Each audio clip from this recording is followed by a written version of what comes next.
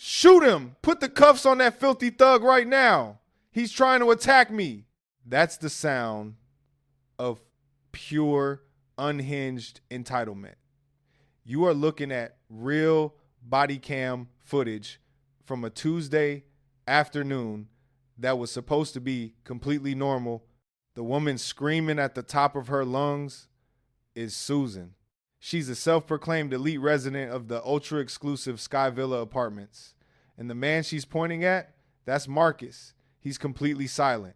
He's just sitting there on the edge of the pool. The water is dripping off his broad shoulders. He doesn't look panicked. He doesn't look angry.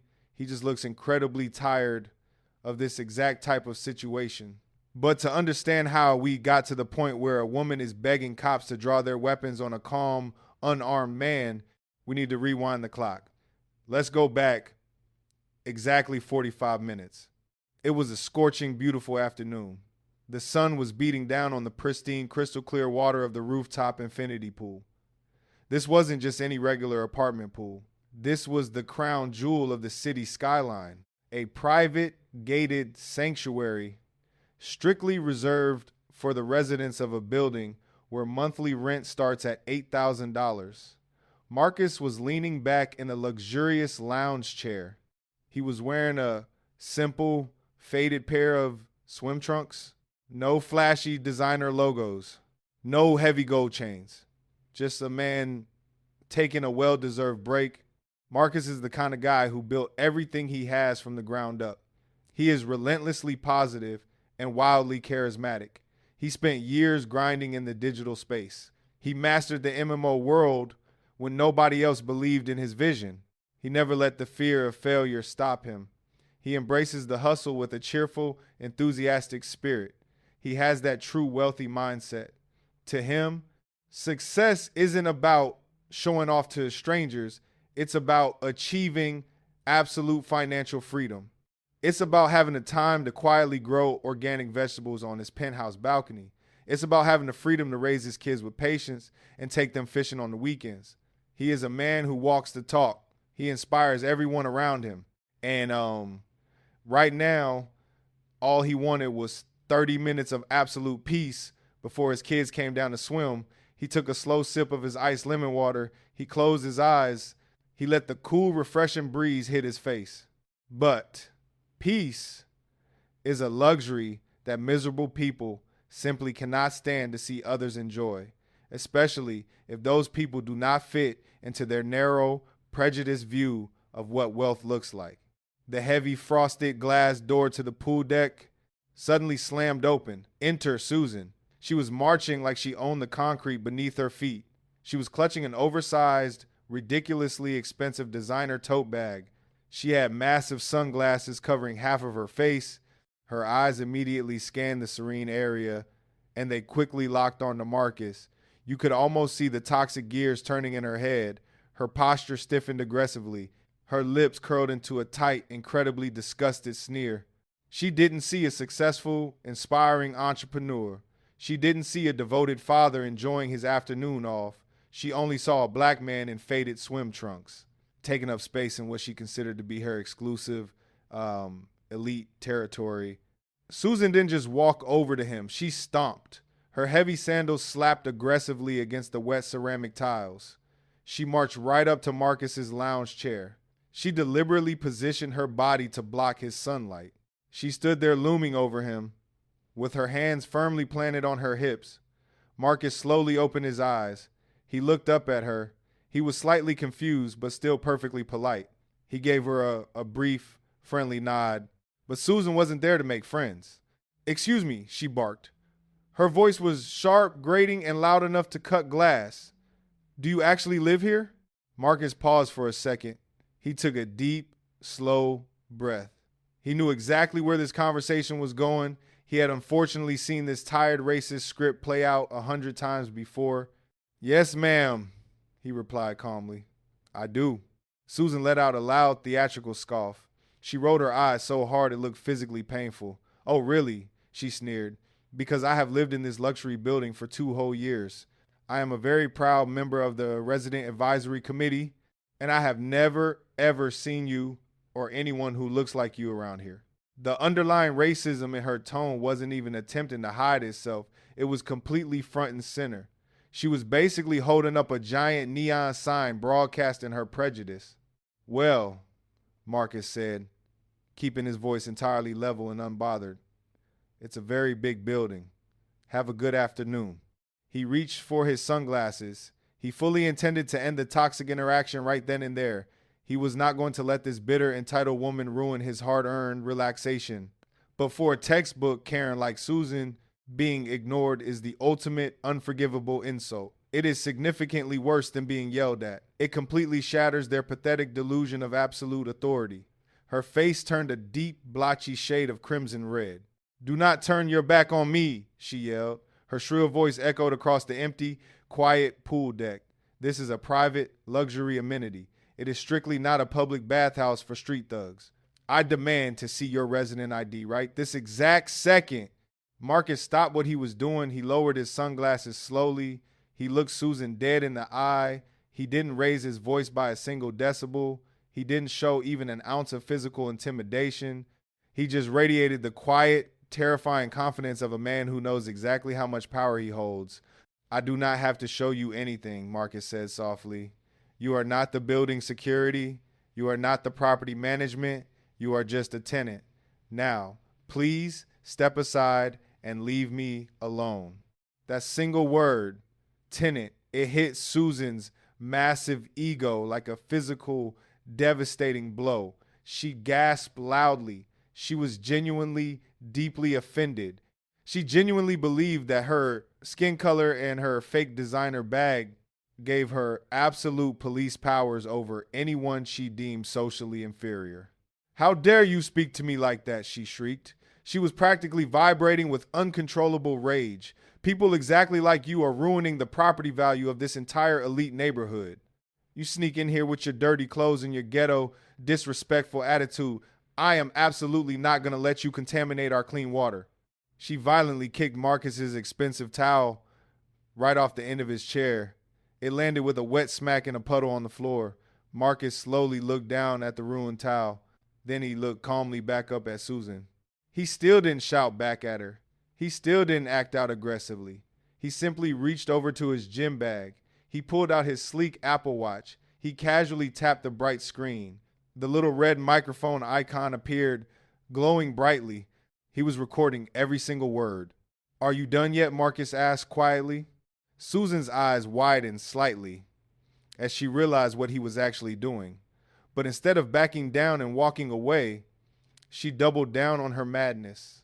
She reached deep into her designer bag with shaking, furious hands. She pulled out her gold-cased iPhone. Her face was entirely twisted into a hideous mask of pure, vindictive malice. "You think you're so smart, don't you?" she hissed viciously. "You think the rules don't apply to your kind? Let's see exactly how smart you act. When the cops put you in the back of a squad car," she aggressively dialed 911 on her screen. She pressed the phone hard to her ear, and she looked down at Marcus with a chilling, triumphant, evil smile. She was fully ready to use the police force as her own personal, lethal weapon. The operator picked up almost instantly, and in a split second, Susan's entire demeanor completely transformed. The vicious, aggressive tyrant vanished. She was suddenly replaced by a fragile, terrified victim. Her voice began to tremble violently. She forced out fake, breathless sobs. It was a terrifyingly convincing performance. 911, what is your emergency?" the operator asked. "Help me, please," Susan cried out. "I am at the Sky Villa rooftop pool. There is an intruder here. He is a large African-American man. He doesn't belong here, and he is acting extremely aggressive."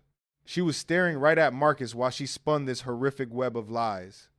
Marcus was literally just sitting there. He wasn't moving. He wasn't speaking. He was the exact opposite of a threat. "Ma'am, is he armed?" the operator asked quickly. Susan didn't even hesitate. "I think so," she shrieked. "He is reaching into his bag. His eyes look crazy, like he is on some kind of heavy drugs. He told me he was going to hurt me. You need to send an armed unit right now before he kills somebody." This was no longer just an annoying disagreement over a pool chair. this was an active attempt to destroy a man's life, Susan was weaponizing the police. She knew exactly what could happen when armed cops respond to a call about a violent, unpredictable suspect.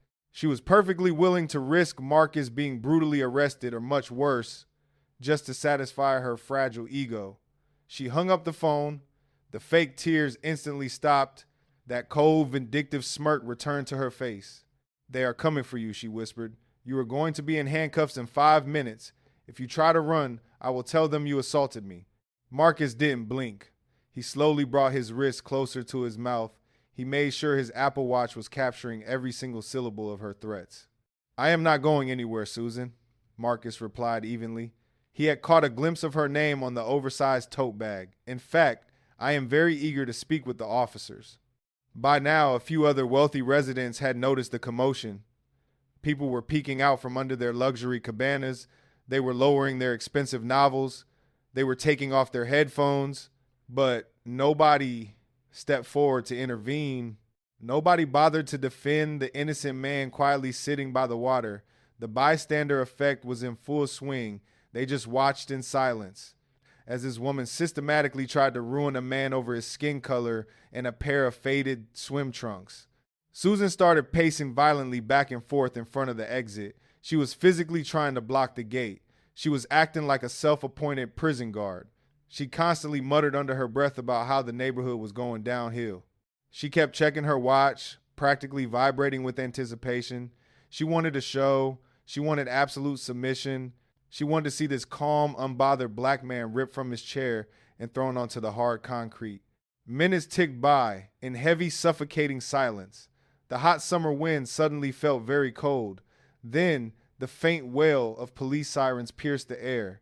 The sound echoed off the tall glass skyscrapers. The sirens grew louder and louder. They were approaching incredibly fast. Susan's eyes lit up with twisted joy. She stood up completely straight, puffing out her chest. She was ready to claim her ultimate victory. The heavy glass doors to the pool deck violently swung open. 2 uniformed police officers burst onto the scene. Their hands were resting instinctively near their holsters. They were scanning the area rapidly, looking for the armed, dangerous drug addict they were warned about. This brings us right back to the chaotic moment you saw at the very beginning. The body cam footage is rolling. Susan instantly launched herself toward the officers. She threw her hands up in the air. She started hyperventilating, pointing a trembling finger straight at Marcus. "That's him," she screamed hysterically. "That is the man. He threatened me. He has a weapon in that bag. Get him away from me before he hurts someone." The lead officer, a tall, stern-looking veteran, immediately focused on Marcus. "Sir, keep your hands exactly where I can see them," the officer barked. The tension on the roof was instantly unbearable. The other residents completely froze. Some of them actually pulled out their phones to start recording. They were expecting a violent takedown. Susan stood safely behind the officers. She was clutching her chest dramatically, but if you look closely at the body cam footage, you could see it. She was hiding a massive, wicked smile behind her hand. She thought she had won. She thought the system was going to blindly protect her privilege and punish his existence. The second officer slowly approached Marcus from the side. He unclipped his radio. "Suspect located," he muttered into his shoulder mic. "Subject is currently seated. Hands are visible." Marcus did not flinch. He did not raise his voice. He did not make any sudden aggressive movements. He simply kept his hands resting openly on his knees. He looked the lead officer directly in the eye. "Good afternoon, officers," Marcus said. His voice was impossibly calm. It was the kind of calm that genuinely confuses law enforcement. People who are guilty are usually panicked or aggressive. But Marcus was sitting there like he was hosting a business meeting. "I do not have a weapon," Marcus stated clearly. "I am a resident of this building. I was simply enjoying my afternoon. That woman has been harassing me for the last 20 minutes. Susan practically exploded at this statement. "He is lying," she shrieked at the top of her lungs. "He is a disgusting liar. He does not live here. Look at him." Do you honestly think someone who looks like that can afford to live in a sky villa? "Arrest him right now for trespassing and threatening my life." The lead officer held up a stern hand to silence her. He was not an amateur. He noticed the extreme discrepancy between the chaotic, screaming woman and the completely serene man sitting by the pool. "Ma'am, please step back and lower your voice," the officer ordered. He turned his full attention back to Marcus. "Sir, I am going to need to see some formal identification, and I need you to step away from that bag."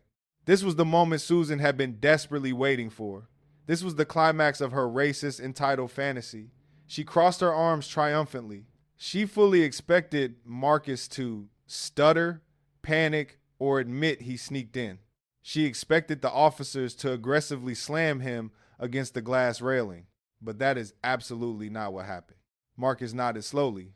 "Of course, officer," he said politely. "My wallet is inside the small pocket of that bag. May I reach for it?" The officer kept his hand resting near his duty belt. Slowly, he commanded, "2 fingers only." Marcus slowly reached into the side compartment of his dark gym bag. Every single eye on the rooftop was locked onto his hand. Susan was practically holding her breath. Marcus smoothly pulled out a sleek, heavy, minimalist black wallet. He didn't fumble. He didn't shake. He calmly opened it and pulled out a solid, matte black identification card. It caught the bright summer sunlight. It wasn't a standard paper resident pass. It was heavily embossed with gold lettering. He handed it directly to the lead officer. The officer took the card. He glanced at it. Then he stopped completely. The officer physically froze in his tracks. He pulled the card closer to his face. He read the gold lettering once. He read it twice. He looked up at Marcus. Then he looked back down at the card. The tension in the officer's shoulders instantly evaporated. His hand dropped away from his duty belt completely. His entire posture shifted from tactical and defensive to highly respectful. Susan couldn't see the front of the card. She couldn't understand why the officer wasn't reaching for his handcuffs. "Well," Susan demanded aggressively, "are you going to arrest him or not? He is clearly holding a fake ID." The lead officer slowly turned around to face Susan. His expression was entirely unreadable, but his eyes were cold and sharp. He pressed the button on his shoulder radio. "Dispatch, this is Unit 4. Cancel the backup request. The situation is secure. We have a confirmed false report of a violent felony." Susan's jaw dropped slightly. She blinked rapidly, completely failing to comprehend the words coming out of the officer's mouth. "False report?" she stammered. "What are you talking about? I am the victim here." The officer ignored her completely. He turned back to Marcus and did something that made Susan's blood run completely cold. The officer stood up perfectly straight. He gave a sharp, formal nod of deep respect. "I apologize for the intense disruption, Mr. Hayes," the officer said loudly. He made sure his body cam microphone picked up every single word. "Your identification is fully verified. The trap was finally sprung." Susan stared at the officer in absolute, complete disbelief. Her brain physically could not process the words she was hearing. "Apologize to him?" she screeched. Her voice cracked wildly under the immense strain. "Are you completely insane? He is obviously holding a fake card. He probably stole it from one of the real paying residents." The lead officer did not even blink. He took one step closer to Susan. His demeanor was no longer just stern. It was downright menacing. "Ma'am, I strongly suggest you close your mouth and listen to me very carefully," the officer warned. "This identification card is embedded with a high-security biometric chip. It is completely impossible to forge. This man is Mr. Marcus Hayes. He is the majority stakeholder of the Sky Villa Property Group. He literally owns 70% of this entire luxury development." The silence that fell over the rooftop was absolutely deafening. You could hear a pin drop. The wealthy residents who had been ignoring the harassment suddenly dropped their books and took off their expensive sunglasses. They were all staring wide-eyed at the quiet man in the faded swim trunks. Susan's face went completely, totally blank. All the color drained from her cheeks in a single humiliating second. She looked like she had just seen a ghost. Her mouth opened and closed silently like a fish out of water. She looked from the officer to Marcus and then back to the officer. Owns the building?" she whispered weakly. The absolute authority she thought she possessed was crumbling in the dust right in front of her eyes.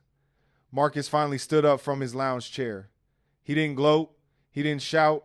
He just looked down at her with a mixture of pity and absolute disgust. "You have lived here for 2 years, Susan," Marcus said quietly, And in those 2 years, you have constantly complained to the management about the landscaping, the pool temperature, and the security. But the one thing you never bothered to do was read the signature at the very bottom of your lease agreement. Susan started to physically shake. The massive, ridiculous designer bag slipped off her shoulder and hit the wet tiles with a dull thud. I was just trying to keep the neighborhood safe, she stammered defensively. She was desperately backpedaling, but it was far too late. You weren't trying to keep anyone safe, the lead officer interrupted sharply. You were weaponizing an emergency response system to harass a man based on your own personal prejudices. You explicitly told the 911 operator that he was armed. You explicitly stated he was threatening your life and acting violently. We have the entire call recorded on dispatch, and Mr. Hayes has your entire unprovoked meltdown recorded on his smartwatch. Susan took a step back, her eyes darting around wildly, looking for an escape. Please, she whimpered, the fake tears finally becoming incredibly real. It was just a misunderstanding. I was scared. You can't arrest me for a simple misunderstanding. The officer reached behind his back. The crisp, metallic sound of the handcuffs being unholstered echoed across the quiet pool deck. It is the most satisfying sound in the world when it is directed at exactly the right person. Susan, the officer said coldly, turn around and place your hands behind your back. You are under arrest for filing a false report of a violent felony. You are also being charged with disturbing the peace and creating a public nuisance. She completely lost her mind. She started thrashing, screaming, and crying hysterically. No, you can't do this to me, she wailed. Do you have any idea who my husband is? I belong here. Get your hands off my designer clothes. The two officers quickly and professionally grabbed her arms. They spun her around and forced her wrists together. You have the right to remain silent, the officer said, reading her the Miranda rights as she fought against the steel. Anything you say can and will be used against you in a court of law. As he spoke those heavy words, the reality of the situation finally crushed her entirely. This wasn't a warning. This wasn't a fine. She was going to a real concrete jail cell. She was going to be fingerprinted, photographed, and booked alongside actual criminals. Her gold-cased iPhone suddenly started ringing loudly from inside her fallen bag. The screen lit up with her husband's contact name. She lunged for it, begging the officers to let her answer. Please, let me call my husband, she shrieked. He is a senior partner at a law firm. He will sue all of you. The second officer calmly nudged the phone away with his heavy boot. Your husband can meet you at the downtown precinct, ma'am, the officer replied. The heavy steel cuffs clicked shut, locking tightly into place. Click, click. That was the sound of pure, unadulterated karma. The surrounding residents actually started clapping. A slow, deliberate round of applause broke out across the elite rooftop. People were cheering as this toxic, entitled woman was finally facing the consequences of her own miserable actions. As the officers began to march her toward the glass exit doors, Marcus spoke up one last time. His voice cut through her hysterical sobbing effortlessly. Oh, and Susan, Marcus called out. She paused, looking back at him with a tear-streaked, ruined face. I am officially invoking the nuisance clause in Section 4 of your rental agreement. Your lease is permanently terminated effective immediately. You have exactly 24 hours to pack up your apartment and get off my property. If you are not gone by tomorrow afternoon, I will have you physically evicted for trespassing. Susan's legs gave out completely. The officers literally had to drag her through the sliding glass doors as she bawled like an overgrown toddler. Marcus calmly picked up his ruined towel, tossed it in the laundry bin, and sat back down on his chair. He closed his eyes, finally getting the peace and quiet he deserved. This wasn't just a simple internet drama. This was a massive, incredibly expensive lesson in common decency. Weaponizing the police is not a game. It is a severe criminal offense. When you call 911 and lie about a violent weapon, you are wasting vital taxpayer resources. You are pulling armed units away from actual life-threatening emergencies. And more importantly, you are putting an innocent person's life in immediate fatal danger. If Marcus had panicked, if he had made one sudden movement, this story could have ended in a horrific tragedy. Instead, his quiet intelligence turned her own trap against her. She lost her freedom, she lost her luxury home, and her public reputation is destroyed forever. Now, I want you to be completely, brutally honest with yourself. Imagine you were sitting by that pool today. Would you have actually stepped in to defend Marcus when she started screaming in his face? Or would you have just pulled out your phone to record in silence, waiting to see what happened like everyone else did? Let me know your honest answer down in the comments below. And if you thought this sense of justice was satisfying, just wait until you see case number 003. Because next time, the courtroom is going to teach a violently arrogant CEO a lesson he will never ever forget.